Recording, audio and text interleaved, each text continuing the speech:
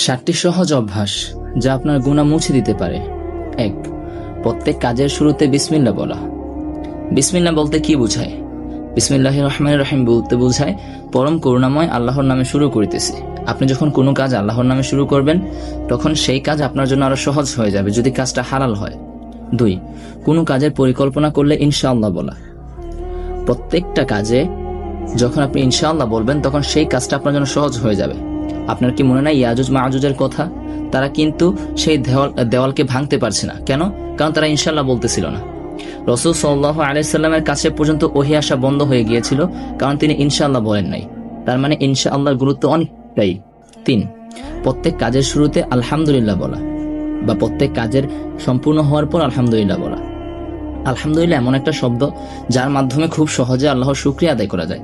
আপনি যখন বা আল্লাহ যখন আপনাকে একটা কাজের সফলতা দান করবে তখন যদি আপনি আল্লাহর শুকরিয়া আদায় করেন তাহলে আল্লাহ সেই নিয়ামত আরো বাড়িয়ে দেন। রাসূল সাল্লাল্লাহু আলাইহি সাল্লাম বলেছেন, যে ব্যক্তি আল্লাহর রহমত পেয়ে বা আল্লাহর নিয়ামত পেয়ে শুকরিয়া আদায় করবে আল্লাহ তার নিয়ামত আরো বৃদ্ধি করে দিবে।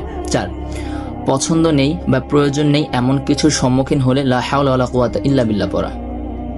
দেখেন, হঠাৎ করে এমনও হয়ে যায় যে আমরা দূর থেকে একজনকে দেখছি, কাছে যাওয়ার পর দেখছি যে ওই মানুষটা ভিন্ন। স্বাভাবিক, এটা আমাদের মনের ভুল হতে পারে, তখন লা হাওলা ওয়ালা কুওয়াতা ইল্লা বিল্লাহ পড়া বা এইটা পড়ার কারণে শয়তান আপনার থেকে দূরে চলে যায়। 5. সারা দিন ও রাত লা ইলাহা ইল্লাল্লাহ বলা। যত আপনি আল্লাহর জিকির করবেন আপনার অন্তর ততটা শুদ্ধ হবে, আপনার অন্তর ততটা সুন্দর হবে। 6. মুখ দিয়ে কোনো অপ্রীতিকর শব্দ বের হয়ে গেলে আস্তাগফিরুল্লাহ পড়া। দেখুন, গালাগালি এখন আমাদের কাছে একদম সহজ হয়ে গিয়েছে। আমরা সহজে এখন একে অপরকে গালি দেই, অথচ গালিটা খুব খারাপ।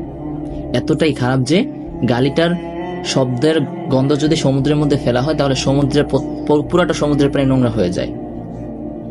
7. কোনো বিপর্যয়ের সম্মুখীন হলে ইন্না লিল্লাহি ওয়া ইন্না ইলাইহি রাজিউন পড়া।